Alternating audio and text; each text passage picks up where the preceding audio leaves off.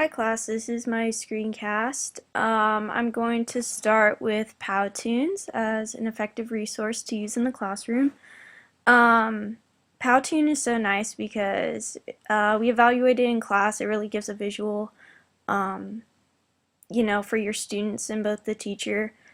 And it was keeping my attention longer, so I can only imagine it would be the same for students.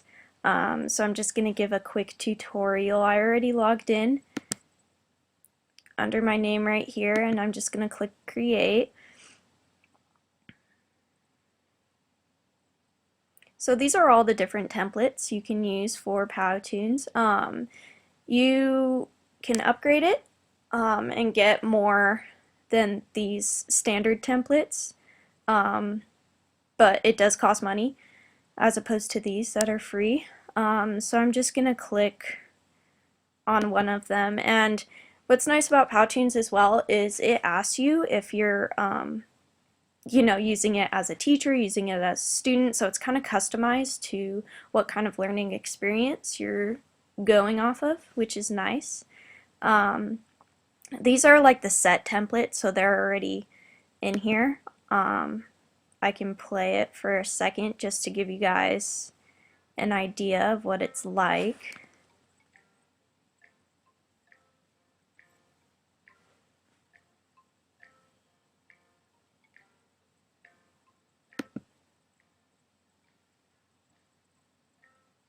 Okay, so something like that.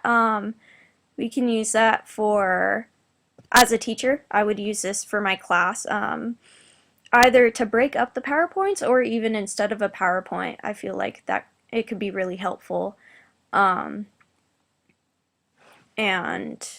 again, it will keep my students' attentions a little bit longer because there'll be stuff to look at, and it's a constant change of pace as opposed to a PowerPoint that's just kind of repeatedly the same type of slides over and over again, and they're not just reading the whole time, it's very interactive. So I would definitely use Powtoons as one.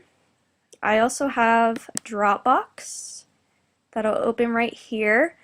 Dropbox is one of my favorite apps to use just because I don't know, it's just an online system, and I take a lot of pictures. I do that in my spare time as kind of a hobby, and Dropbox is definitely one of my favorite apps to kind of share my photos with my friends.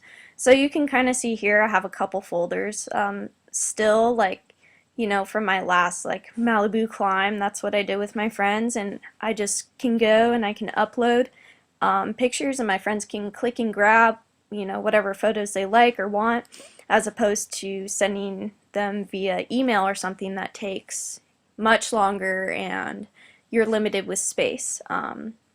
So this is a storage application, and you could do files, photos, sharing, links. You can upload them directly to Facebook. It gives you a lot of options.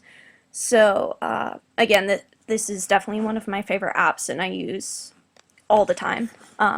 And I think it would be very effective in the classroom as well because it, your students can collaborate. Again, this isn't only for photos. You could do file sharing, you could do videos, so it's just a storage application. So I find it very useful.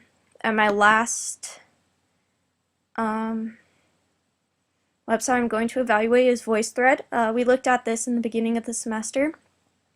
I had heard about VoiceThread before, but I hadn't used it. But I do really like it. I love how you can collaborate with other people in your class, and it's not just typing, but you can record yourself, you can voice what you want to, and we can all bounce ideas off each other. So I think that would be really effective and useful in a classroom.